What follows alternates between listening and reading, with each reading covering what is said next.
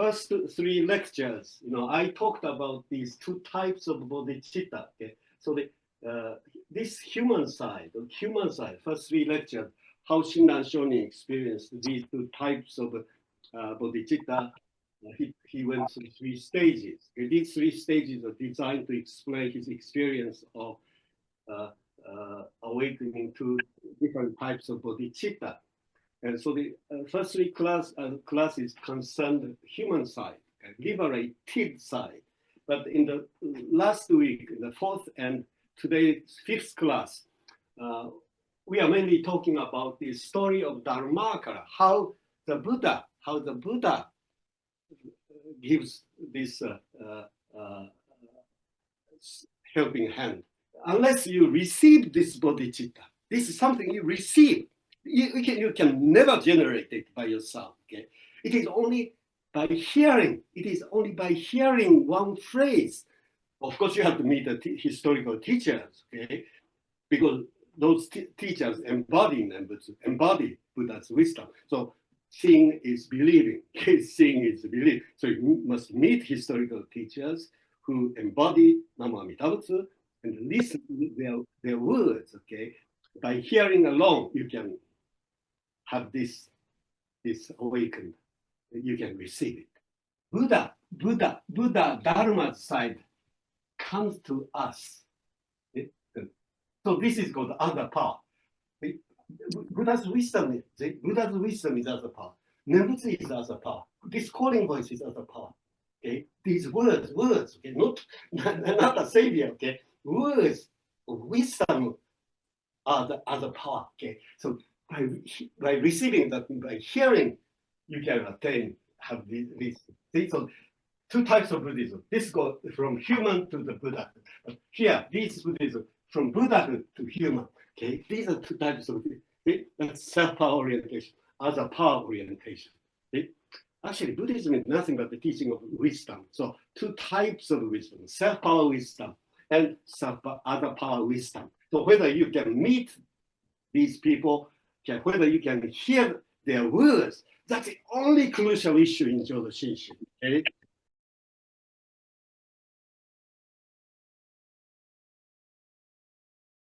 There are two types of bodhisattva. Okay? One type of bodhisattva is a bodhisattva foolish, ordinary people become. Okay? That's the regular bodhisattva we think of. But Mahayana Buddhism talks another type of bodhisattva. Okay? That is a bodhisattva a Buddha becomes. Okay? Simply because he wants to rescue people, suffering people. Just like Shakyamuni. Okay? Shakyamuni was a first type of bodhisattva. He left his palace and he became a Buddha. Okay? But having recognized the misery of human suffering, he wanted to leave the world of his individual enlightenment. Okay? He left the world of nirvana and returned to the world of samsara. Okay? So he's returning to the world of samsara. So the Buddha becoming bodhisattva. Okay? So Buddhism talks two types of Buddha. So when we read the story of Dharmakara, you have to be very careful. Okay? Shinran Shonin believes Dharmakara is not the first type of bodhisattva. He's the second type of bodhisattva. Okay? Buddha didn't, he could enjoy his enlightenment and, he could stay as being a Buddha. But like Shakyamuni, Dharmakara, it's a fictional story, but the Buddha cannot stay in his individual happiness, in his enlightenment. So he stands up and go back to the world of suffering. So this is the story of Dharmakara. Okay? So if you read Rajya Sutra, thinking that you must identify yourself with Dharmakara and take up the same type of practices like worship, praise, vow making, and meditation, and this attainment. That's wrong, dead wrong. Okay, many people probably read that story that way. Oh, I must identify myself with Dharmakara. Shinran would call that way of reading self-power reading of Rajya Sutra. Shinran never read that. Okay? Shinran always use the word Tathagata or the Buddha when he talks about Dharmakara. So Shinna said, instead of saying Dharmakara made the vow, he said, the Buddha made the vow. Instead of saying Dharmakara had meditated, Tathagata meditated.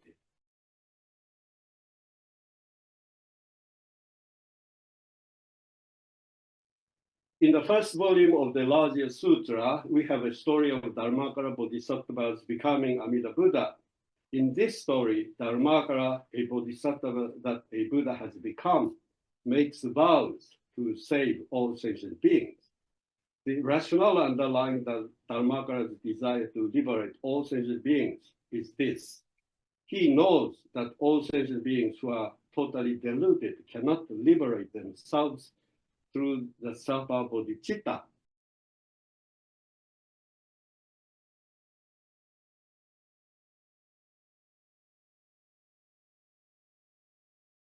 That's the only way to liberate all humanity. Because if you want to liberate all humanity, if you want, you have some conditions. If you can this meditation, or you can keep these precepts, then you can become Buddha. Then that if you have conditions, some people cannot be liberated. Some people cannot become Buddha if there's conditions. But being compassionate, okay, Dharmakara has desire to liberate all humanity without any conditions. Okay, this is the great compassion. Okay, that differentiates Shinshu from other Buddhism. Other forms of Buddhism, we say 84,000 types of Buddhist teaching. They all require to do something. You must do this, practice. If you can do that, then you become Buddha. If you can meditate, you become Buddha. If you can chant Naman Davatsa, then this is condition. Okay, but this Buddha doesn't require anything. I'll give everything, and this starting point. Okay, starting. So if people can receive this powerful starting point, Shinjin starting point, then this Shinjin itself makes the person become Buddha automatically or necessarily. So this is what the Dharmakara wants to do, and this is what the story is telling us. Okay.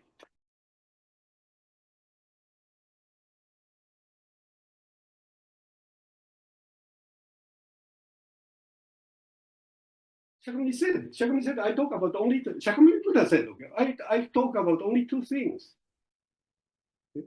Taking sickness and cure. He talks about two things, medicine and taking medicine. So Shakyamuni teaching is consistent with Shakyamuni teaching. Buddhism is very simple, okay? Very simple. See, just two things, okay? Sickness and cure. That's all. Buddhism doesn't talk about the existence of heaven or life after death or existence of God. They never talk about Savior, doesn't talk about soul or spirit. Buddhism never talk, just two things, sickness and cure.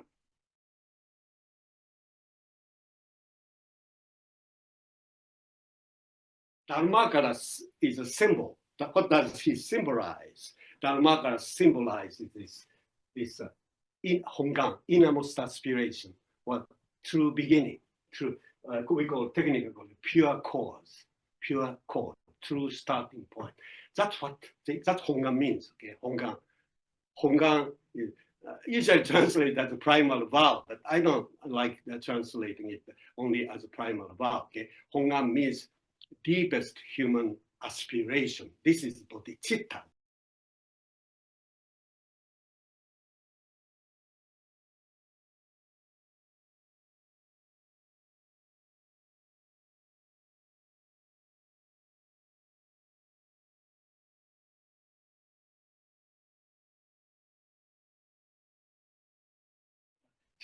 By meeting a teacher, he awakens bodhicitta.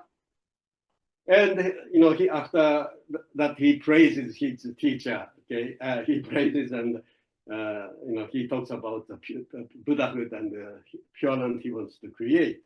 Okay? Then he asks for the instruction. Okay, instruction from the teacher is natural. Dharmakara said, "I want to become a Buddha like you." So please teach me how I can become a Buddha like you. Okay? So the teacher gives the instruction. We read this instruction, like Buddhist practice is like emptying the ocean and discovering, a treasure that lay at the bottom of it. See? So continuous effort, like emptying the ocean with a cup. Okay?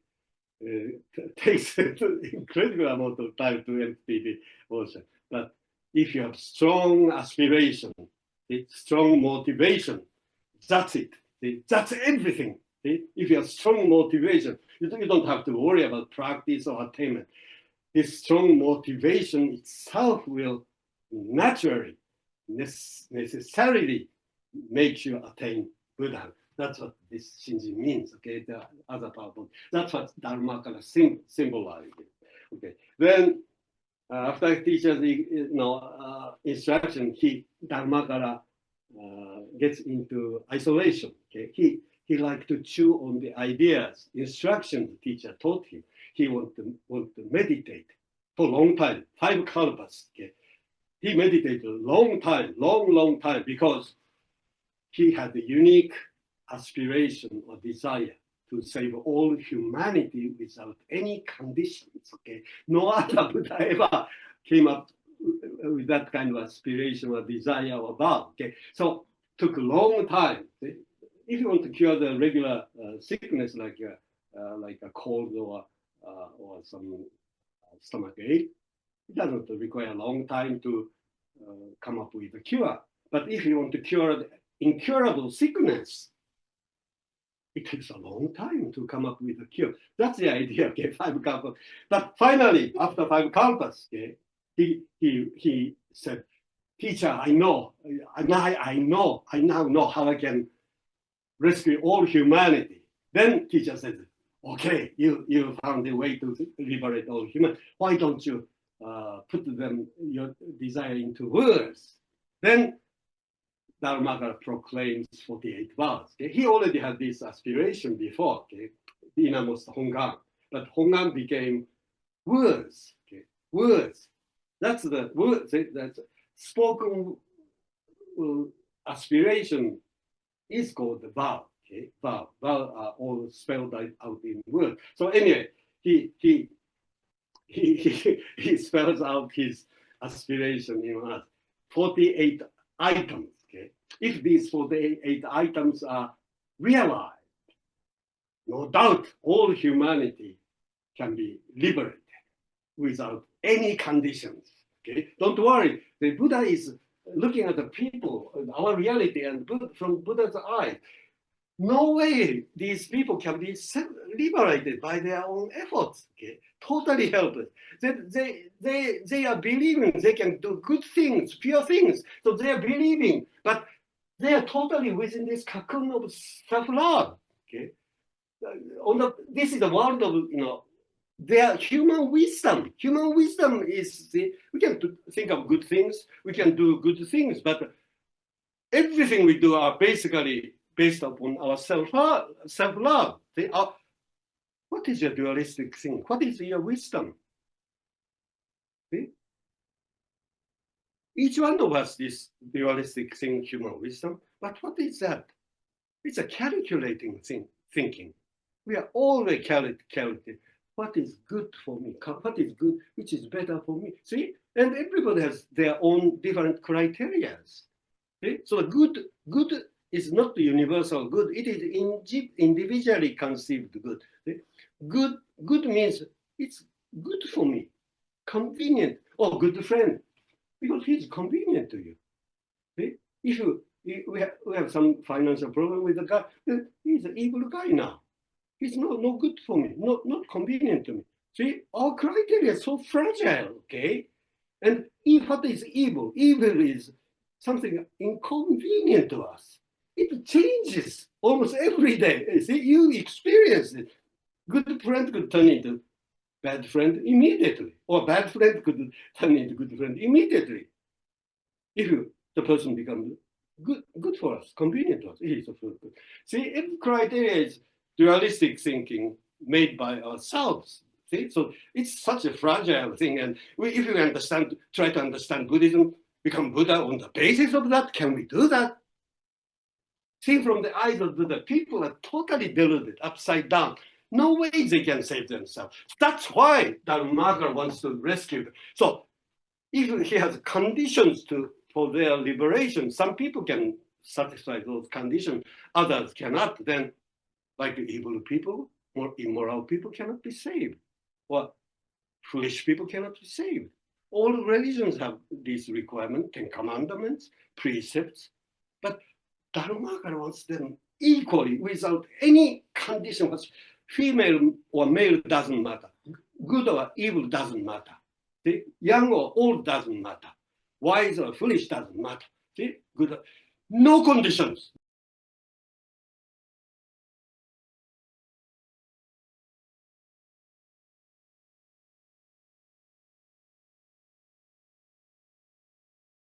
Having come out of his 5 kalpa meditation, Dharmakara expounds his 48 vows.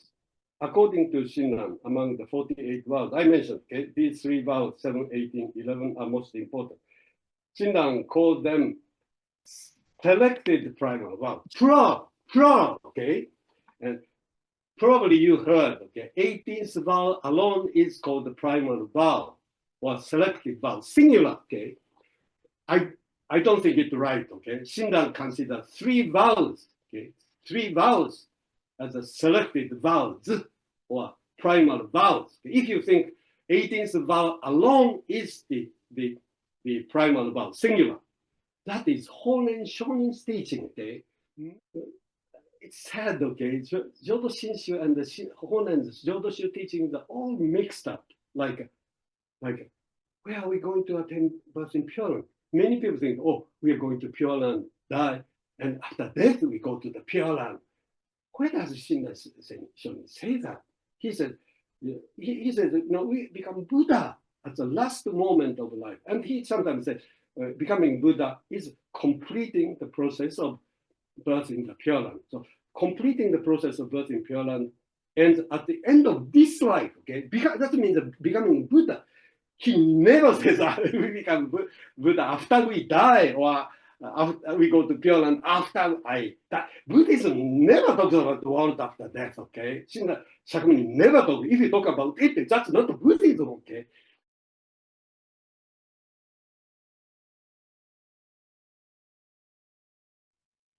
Uh, 17th vow says, if when I attain Buddhahood, the countless Buddhas throughout the world in the 10 quarters do not praise and say my name, may I not attain. So in this vow, okay, here, vow is that he's making vow at the starting point, okay? Here, all these are the starting. So he says, if when I become a Buddha, so talking about here, see, 17th vow will be realized. But this is not realized here.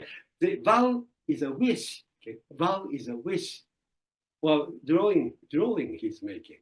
Construction is here. Then this is building is made. And this building is given to the people in historical context. See? So this is the fulfillment.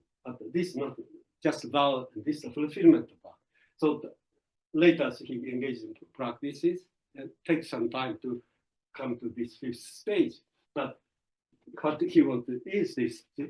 If I remember become Buddha, there will be Buddhas, historical teachers, and they will say Namandavut. Say the Namandavut means, saying Namandavut means praising the Buddha's wisdom, the virtue, praising the virtue.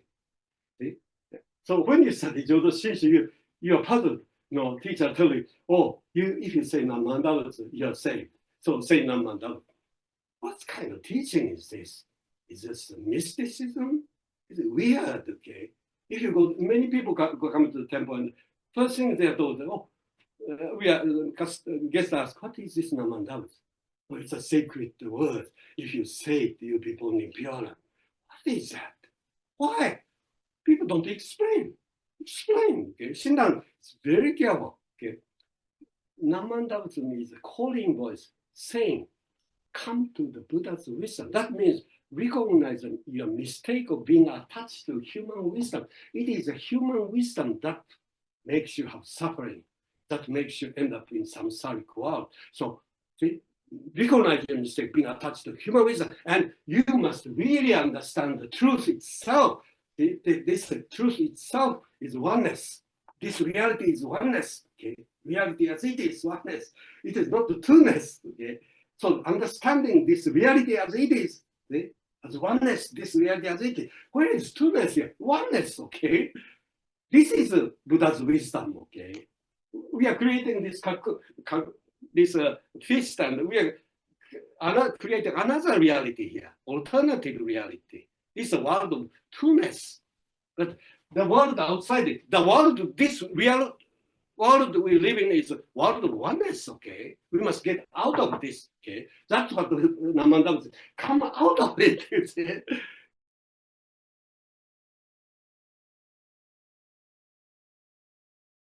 18th vow Dharmakara desired all people awaken the pure cause, Shinjin, by only hearing the name that is said by historical Buddhas. In other words, he desires that incurably sick take the medicine and experience a sign of recovery, of health. So this is the beginning of recovery. Okay? So this whole life is a process in which we realize complete health, recovery. The recovery of complete health is called the full stop, the true ending of our life, parinirvana, or becoming a Buddha, at the last moment of our lives. Okay?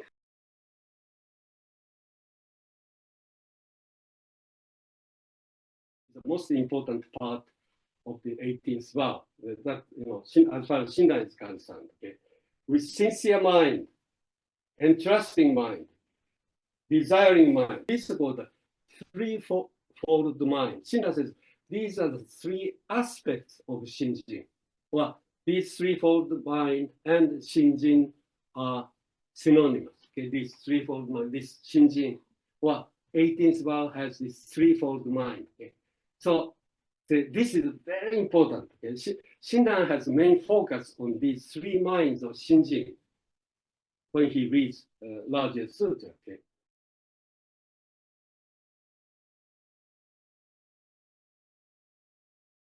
In the 11th vow, Dharmaka desires that all people complete and fulfill the Buddhist path as well as their lives. In other words, he desires to give all people complete recovery of health. The 11th vow says, if when I attain Buddhahood, the humans and devas in my land do not dwell among the truly settled and necessarily attain nirvana or parinirvana, may I not attain supreme enlightenment. So this is talking about completely true beginning and the true ending. See? So yeah, I added. See? Dharmaka desires that all people immediately have the twofold attainment.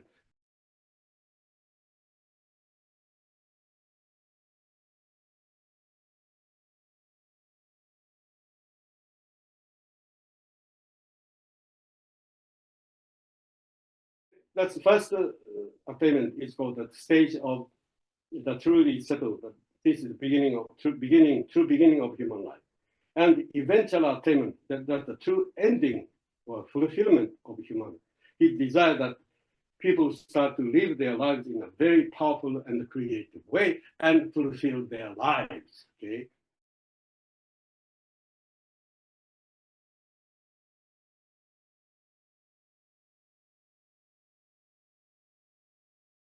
Having fulfilled these virtues, what Dharmakara desires is share these virtues with all humanity, with the people in historical context. So he wants these things actualized in historical context. This is a doctrinal, this is a story context, okay? It's a kind of abstract and talking about kind of principle, okay? Principle. Kind of, knowing about this is something academic, okay? But what Dharmakara or our teachers want is that these are actualized in historical context. Otherwise, it doesn't mean anything, okay? Just learning about H2O, H2O, Japanese word, mizu, or what concept of mizu, or H2O. Learning about that doesn't quench our thirst, okay? I think I need that here. Okay. knowing about H2O, the Japanese word mizu, is one thing, but it's quite different. You understand difference? Ideas. These are all ideas. Okay? Object of academic learning. Okay? Knowing about it, okay, knowing about meaning of Amida or Pure Land doesn't quench your thirst. But he, see, that's what this means. This has to be actualized in true and real context, historical context. That's what it's not symbol, okay? It's not, it's a H2O, but it's a finger pointing at the moon. See? Don't confuse this. Just knowing about these things doesn't save you, okay? You have to actually meet the teacher, listen to his words. That's drinking the water, see? Actual experience. Without this, what's the use of learning about these things? See, Shinran learned about all these things on Mount Hiei, on Mount Hiei. But he wasn't liberated. But just meeting and listening to the whole, one person, one message. Shinran drank water. He knew, now he knew what the H2O meant, what the Japanese word mizu meant. Okay? But before he knew about what mizu or H2O meant academically. Okay, that's people just confuse these things. Okay, you've been attending temples, you've been reading books, and you think you know Amida Buddha or Pure Land. That's knowledge, ideas. Those ideas don't liberate you. You are looking at the finger. You are not looking at the moon. Okay, be careful about learning. Okay, okay. Now here, this is the most important. The directing virtues, giving the name, actualizing this name, person and the teacher and his words here, actualizing historical context. See? That's what, so here, that's what the echo means, okay? So here, echo.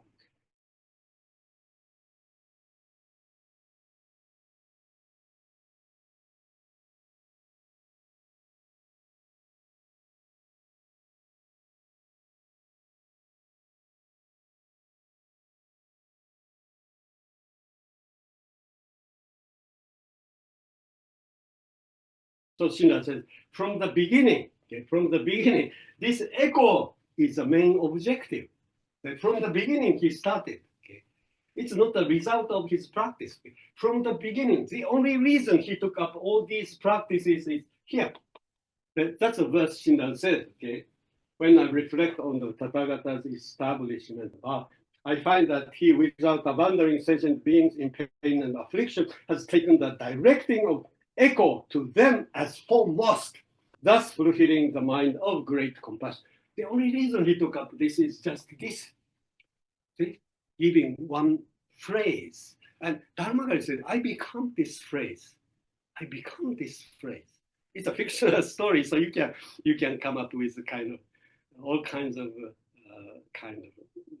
extraordinary ideas. Okay? So this story, Dharmakari said, I will save all humanity by becoming Namu Amidabu's word, one phrase. That's why Shinran places Namu Amidabu's on the pedestal. Okay? Other religions, okay, other Buddhist traditions have this Buddha image, personal image on the pedestal. But Shinran never used this person.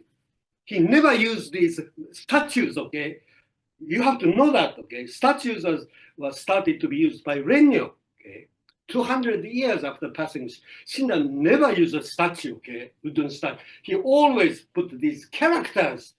Dharmakara becomes 6 characters. These commanding words come to Buddha's wisdom. This phrase liberates. This is the Buddhahood Dharmakara became, okay? This is the most important part of Jodo Shinshu, okay?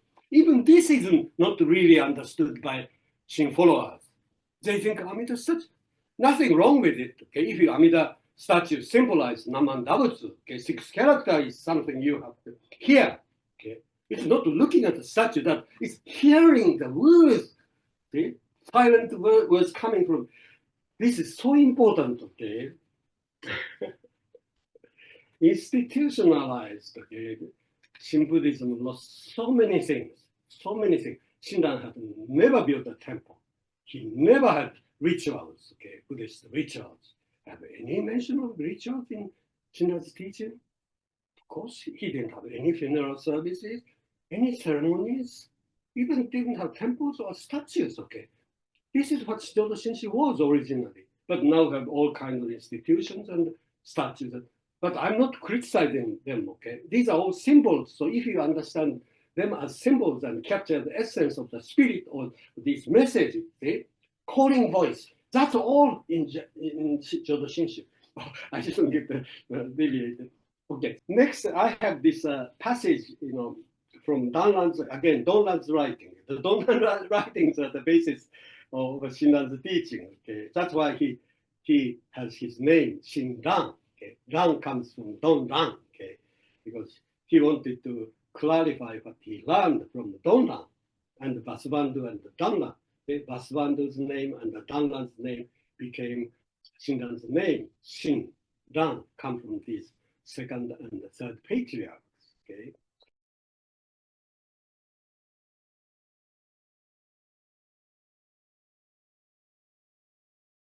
Now, so the Vasubandhu talks about true, okay, true and real virtues. Use these two words, okay? And Vasubandhu called these virtues false. Inverted and false virtue. Donlan talks about this true and real virtue, two adjectives, inverted and false virtue. Okay. Shinran's all ideas come from Donlan. Okay, sometimes we think Shinran was a genius and he came up with new ideas. No, I don't think Shinran ever came up with any new ideas. He is borrowing all the ideas from Donlan. So the Shinran's greatness is not so much creating new ideas as learning from those ideas from his teacher. He listened and listened. He learned this. So for Shinran, these two words are so important. Okay? Title of Gyogyo Shinsho have this true and real. Okay? True and real teaching, true and real practice, true and real practice, true and real Shinjin, true and real realization, and teaching is true and real teaching. So this Gyogyo Shinsho, he has all these true and real. And he says the larger sutra is true and real teaching. See, this comes from Donlan. Okay? And here, Donlan is comparing two types of virtues. Buddha's virtues and the human virtues. Okay? So Donlan says Buddha's virtues go this way, human virtues go this way. Virtues mean this Buddhahood, wisdom, compassion, and kindness, generosity. These are the human virtues, okay? But because cause is impure, whatever virtues you are proud of here, Donlan says that all these virtues are inverted and false. And he said, Donlan explains here. He says human virtues are inverted and false, and Buddha's virtue is true and real. And human virtues are here, okay? Not being in accord with Dharma nature, ultimate truth. This is the human attached values, okay? Fixed values. So this is going against Dharma. This is Dharma. The Dharma is dynamic movement. Nothing is fixed, but these are all attached values, fixed values. Okay? So these are all against, not in accord with, these going against ultimate truth. Ultimate truth, like a dynamic impermanence, this dynamic flow of life. Okay? This is Dharma. This is what Amida Buddha symbolized. Amida Buddha symbolized Dharma. Okay? Here, dynamic flow of life. Okay? So virtues here, these are all attached to values. Oh, I'm a great guy. I have a wisdom. I'm a generous guy. Okay? I'm kind to people. These kindness, generosity. These virtues, something wonderful. If people admire you are generous, kind, you're wise. These are the human virtues, okay? People praise you. But again, seeing from the eyes of the Buddha, human virtues. Okay? All the virtues are something plus, okay? These are plus this. But here, if the cause is impure, all these virtues are impure.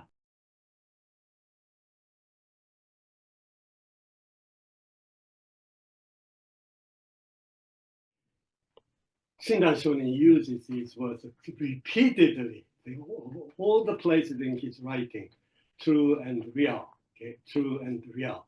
And so originally, Shinran learned these two concepts from Danlan. Danlan talked about two types of virtues, true and real virtues, and inverted and false virtues. Okay, and if we connect this with the previous discussion, if the cause is pure, fruit is pure. Okay? So true and virtues come from pure cause. Okay? Same thing, true and pure fruition comes from true and pure mind, hongan, mind. But here, cause is impure, fruit is virtues, or Buddhahood, or whatever we think of as the goal of our own Buddhism. That is impure. See, you may think this view is very harsh on us, okay? I'm sure, you admire human virtues and, people, Christianity, and all types of people, talks about love and generosity and kindness, and, people recommend us to cultivate these virtues, and people admire these virtues, but, okay, but, don't generalize this issue. Okay? Buddhism is strictly a matter of self-examination. Okay? The question is, are we capable of true and real virtues? Or you must question. Okay? Everything has to be connected with self-examination. Buddhism is nothing but it's not. We are not talking about other people. Okay, we are not evaluating their other people's virtues or their lifestyles. That's nothing to do with Buddhism. Buddhism always say, "What am I? What is mean? What I'm doing? What I'm thinking?" Okay, this is the only issue. It is in this context that two virtues are discussed. Okay, you may, if you listen to these things, wow, Shinran and Danlan are terrible. They are criticizing all wonderful things in human life and virtue. We admire virtues. These people are terrible. They are so critical about these things, so negative about these wonderful things. But if you think that way, you're totally missing the point, okay? Talking about these two virtues within the context of our life. Can you say you are capable of having true and real virtues? But don't you agree with the idea that the view of Shinran Dalan that we have deep-rooted self-love, and even though we want to believe we are capable of doing good things, something very egocentric is at the core of our being, and we honestly examine ourselves. Can we say we are capable of something true and real? This is the issue, okay? Don't generalize the issue as a social issue or objective issue, okay? So subjectively has to be examined, okay? That's the most important thing, okay?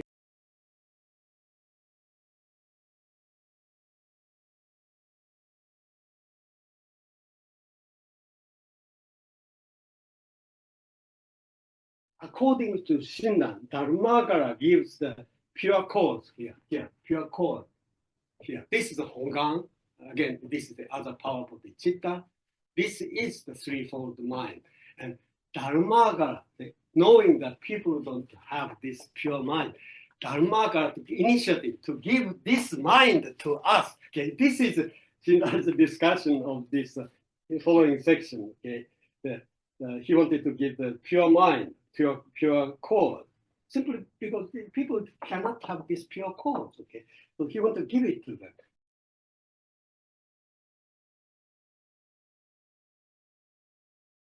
Shinran is saying these three minds or threefold mind are all Dharmakara's mind. These minds are being given to us from Dharmakara's mind. So this mind is the compassion mind. This kind of mind never comes out of us. Okay? Our mind is always self-benefiting mind.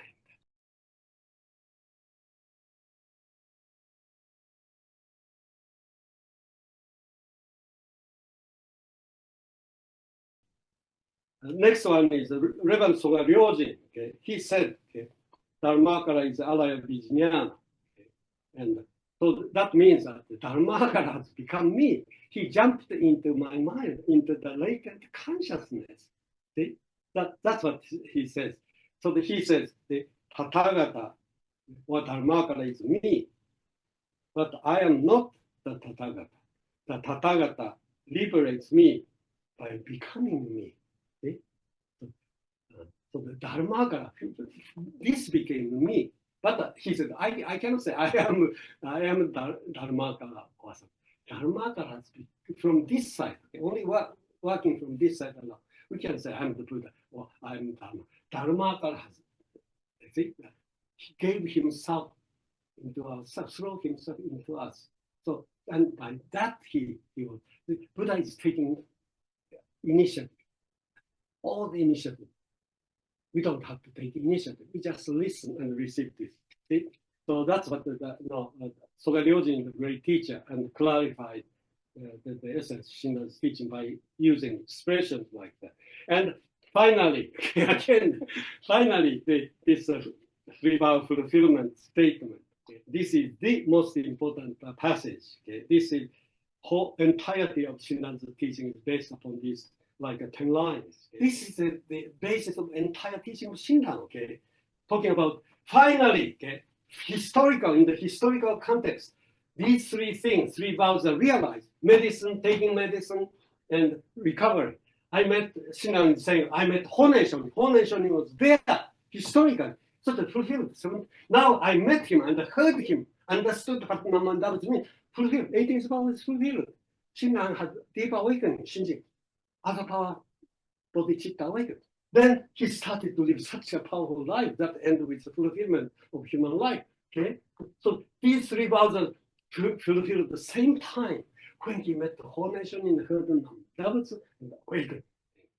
When he read these 8 lines, wow, this is what happened to me when I met the whole nation. Three important things that Dharmakara realized, wished to realize in the historical text happened so many times before. 7 patriarchs, all of them, or Shakso, Shakyamuni experienced this. Many people experienced, become Buddha. And unfortunately, I have also experienced this. It says, the Tathagatas throughout the 10 quotas, these are historical teachers. When Buddhas are explained with the words 10 quotas, this means a historical Buddha, historical teacher. Countless sands of the Ganges are one in praising the majestic virtue. Praising virtue means saying the name. Okay? Saying the name, okay? Chanting the name is synonymous with praising virtue. Okay? That's why Buddha's wisdom is so wonderful. So come to Buddha's wisdom. That's the meaning of calling the name or praising the name. Name means wisdom. Okay? So see, the Buddha praising virtue, particularly wisdom, saying, come to Buddha's wisdom. Okay? And so the profound virtues of the Amida Buddha. Okay?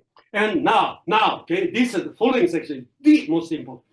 All sentient beings, Shinran included, we are also included in this all sentient. As they hear the name that is said by all historical teachers, realize one thought moment of Shinji. This sentence, hearing the name, Namman, that was, we realize, flashlight, immediately, one moment means, immediately attain Shinji. This sentence, having heard the name, I awakened Shinji, flashlight Shinji. This sentence is everything. If you experience this alone, Shinda says, nothing else is necessary. This one sentence, hearing the name, I awaken Shinjin, Membutsu Shinjin. This is everything. If you experience this alone, that's all you need. So this is a unique way of reading this section. Nobody ever read this section, part of this passage. Shinda is the first person who read this, totally different. Before Shinda, this was, directing virtue was read. Okay, here we have to direct our virtues. We have to accumulate our virtues.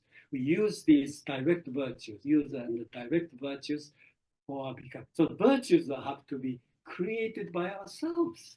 Here in these two types of Buddhism, that's Shinda explained. But all these virtues, wisdom, compassion, are given to us in the form of the name. So immediately, having this Shinjin or threefold mind is simultaneously birthed into the world of limitless life. Okay? Shinjin is birthed in the beyond. Shinjin is receiving Buddha's wisdom. Receiving Buddha's wisdom means being born into the world of Buddha's wisdom, okay? It's not a matter of going to the world of Buddha after we die or something. Buddhism is always here now, okay? Shinji is always here now. All the self dies here. The self, but depending on the human wisdom, dies. This is crushed. Then we are born in Shinjin, okay? New birth, new self. All the self dies. New self is born. That's a birth in the pure.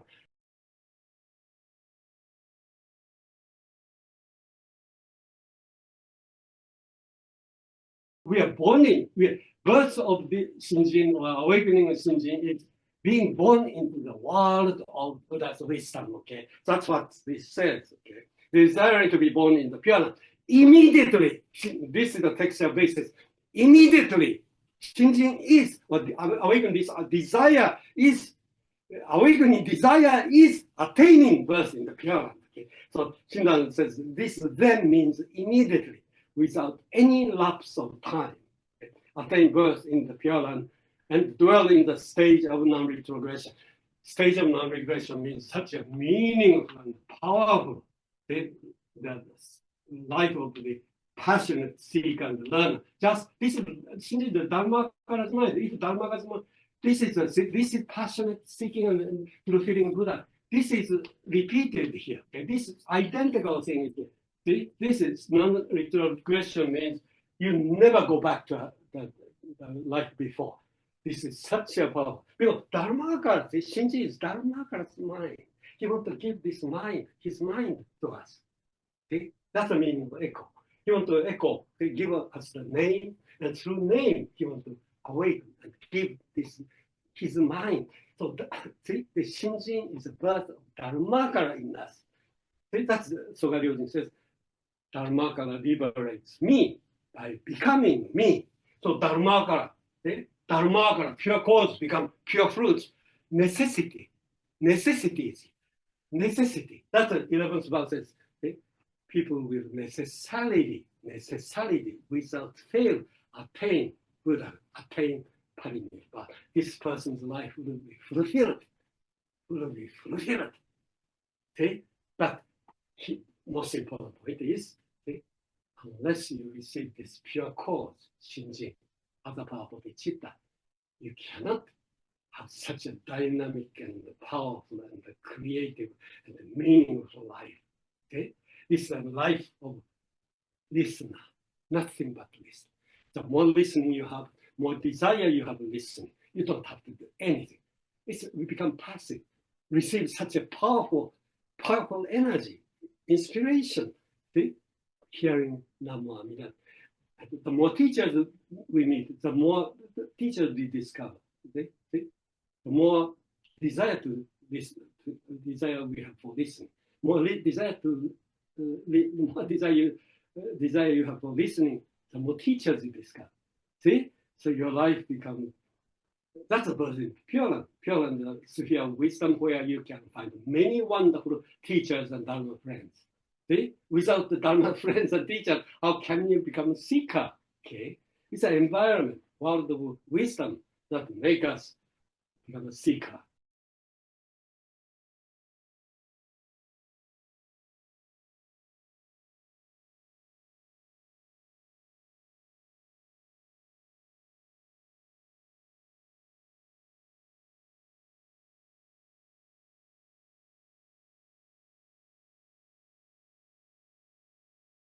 These are the worst offenses. But that 18th vow said that these people are excluded. Okay, excluded.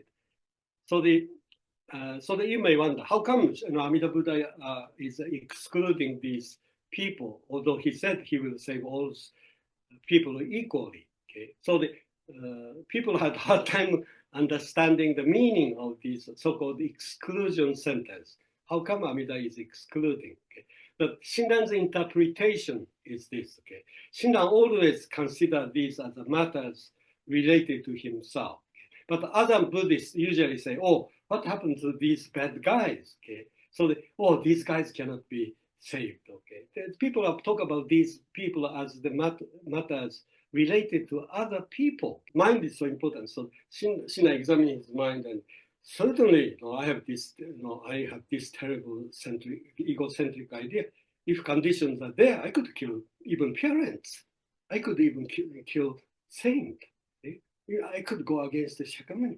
I could cause it. See? So Shinran never considered them as matters related to other people.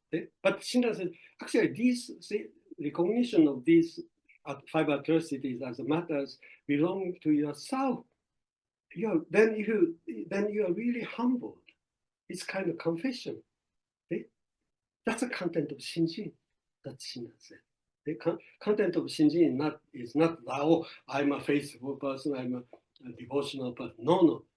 Content of Shinjin is recognizing your mistakes. And Shinran said, if you recognize these mistakes in yourself and repent, then no problem. Amida saves us. That's how Shinran interpreted.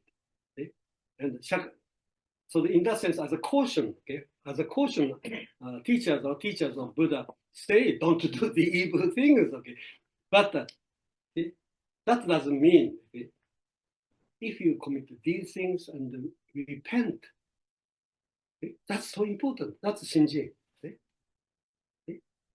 Shinji is nothing but the realization you are nothing but a whole bunch of egocentric ideas. These are also egocentric ideas. So you identify yourself with these. That's a confession, okay?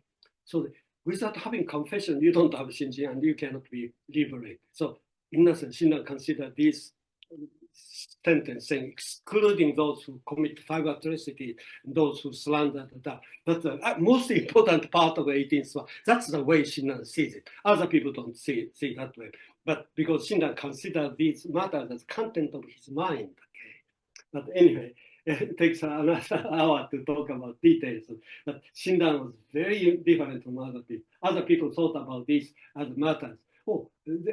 Other Pure Land masters, are these guys included in salvation? Are they excluded? That's the way they thought. But Shinran said, certainly, Shinran said, certainly these people say, because I'm the one. But I know these terrible things. I can regret having these. Even if I regret, maybe these terrible ideas don't disappear. But I know what kind of person I am. I see. And nothing good in me, nothing pure and truthful in me. That's what I am. Okay, that's the content of Shinji. But if you have that deep self-reflection, that itself is liberation. Okay? This no salvation is salvation. This is something very paradoxical, difficult. But Jodo Shinshu, salvation is usually expressed in one sentence. No salvation is salvation. If you know yourself totally unsavable, that's when you are saved. When Shinran has a deep self-reflection, deep kind of confession, self is a whole bunch of egoism. You can clearly see yourself and transcend it. Okay? So no salvation if you know yourself to to have no possibility of liberation, actually that's the content of your salvation. Okay, this is a very difficult thing for people who are not familiar with Shin teaching, but that's the ultimate teaching of Jodo Shinshu is knowing that you are totally unsavable. That's the content of your salvation. Okay, think about it.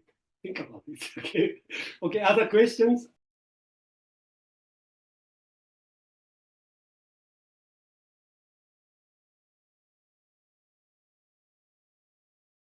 You said you really like this 11th vow, okay? Uh, Life of, dynamic life, powerful life, meaningful life, fulfilling life, okay? So, in this culture, in studying Buddhism, people really, really love positive things like meaningful life, fulfilling life, good life, healthy life. So that's very much understandable. Okay? Shinran's ultimate question is how can we realize that kind of wonderful and meaningful and fulfilling life? Okay, this is the question. And Shinran's answer is that if you think you can attain it, it's wrong, dead wrong. Okay, you can never realize truly powerful and meaningful and fulfilling life. The only way is that you hear the words of our teachers. Okay, that's Shinran said. This hearing, that's one line says, hearing the name, one awakens Shinjin and joy.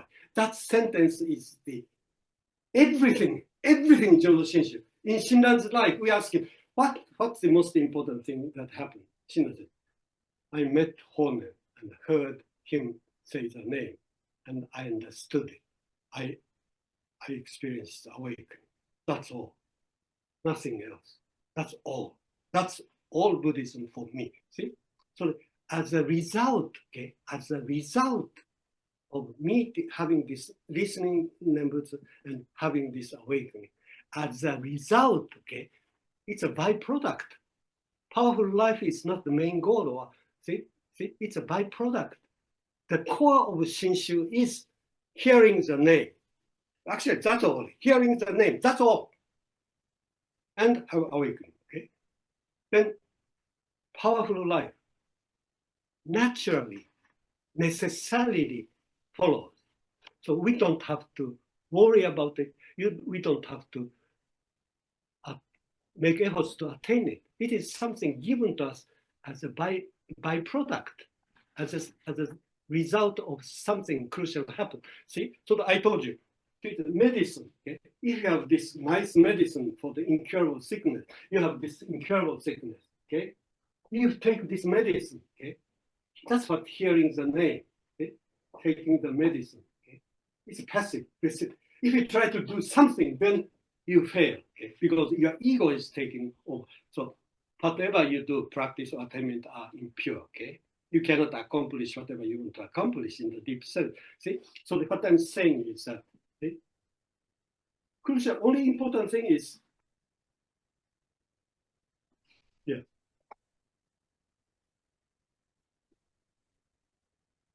medicine there, taking medicine. This is all we need in our life. Then recovery follows without our efforts. Okay? You understand? You are not making efforts to recover. You are not trying to become healthy again. Okay? The recovering health, powerful life, meaningful life is given to us without our any intention or without any of our efforts. So in our life, the only thing necessary is keep doing this every day. Okay? Keep hearing the teaching, keep hearing the teaching. Because teaching is so profound, okay? It's such a deep teaching, okay? Namandavas could contain everything in the Buddhism. Buddha's wisdom, can we fully understand Buddha's wisdom? Shinran calls it inconceivable. Our limited intellect, so we can just touching the surface of the more hearing you have more desire you have for hearing. See? So every day, see, the only thing is important. See, this you don't have to worry about. See, so you said you are really attracted, or you wanted to kind of have this kind of wonderful, dynamic, creative, fulfilling life, but you cannot do anything about it. Okay, you can never realize it by yourself through your efforts. The only thing is that hearing Naman Tabbats. It's a given to us. Everything Shinran says, all the wonderful things, virtues are given to us. We cannot create none of these virtues. Okay, this is the fundamental difference between. We are so accustomed to using our wisdom, common sense wisdom, dualistic thinking. See, so we always think, if I think this way, if I do this way, then I can get it. See, this is our conventional, regular way of thinking. But so long we are attached to it, our teachers, okay, tell us, no way. That's self-power bodhicitta, self-power practice, self-power attainment. Maybe you're not aware of it, but seeing from the eyes of the Buddha, starting point is impure. Impure starting point will end up in pure fruition. Okay? Simply because we're so much attached to ourselves, we cannot see ourselves objectively from outside. See, a frog in a tiny well cannot see the well. Too much in it.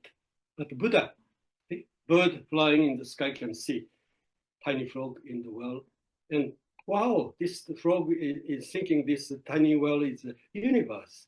He doesn't know anything about this huge space or huge ocean. See? That's how Buddha sees us. That's why Buddha wants to rescue us from the cocoon. This is the tiny world we are living. See? And some people are happy, okay? They say, oh, Shinran, oh, we don't need Shinran's teach. Oh, no, I'm self-sufficient. I can take care of myself. See, you have to be self-reliant, so you can solve all the problems yourself. See, and I love positive values, so I try to adorn my life with all kinds of positive values. But if you think that way, nothing wrong with it. See, pursue your way. Your life is yours, and everybody has total freedom.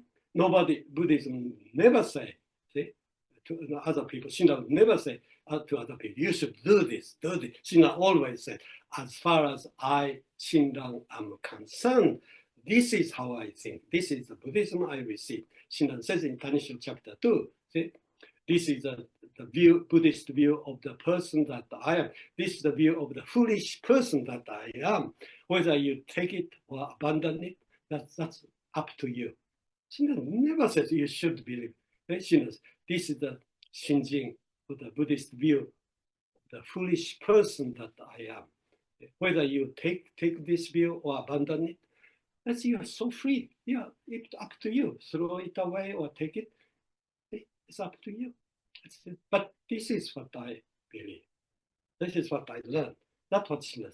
See, Shinran is very kind of humble. Okay, he's not a missionary. He said, I don't have even one single disciple. I'm not a teacher. He had a temple. He never claimed to have some authority. He said, I never created new teaching. I just learned. See, I'm saying what I learned, what I heard. I'm communicating. I'm an agent. I haven't created it. I just transmitting what I received to other people. I haven't changed this product I received. I'm an agent. Okay? I haven't created any new ideas. I'm not a teacher. I don't have even one disciple. See, that's the way we should study, and that's how we should deal with Buddhism. Okay? We never become teachers, okay? Preachers.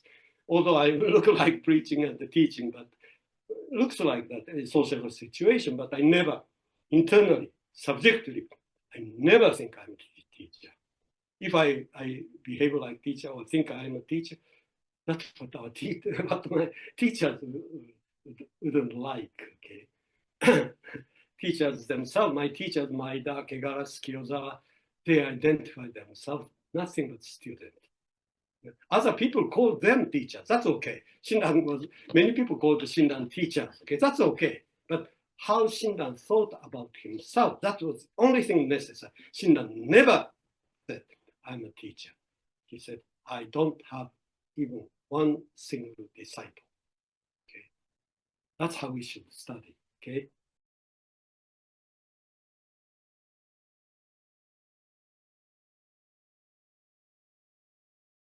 Since a couple of years ago, this has been the topic central that's been staying in my mind.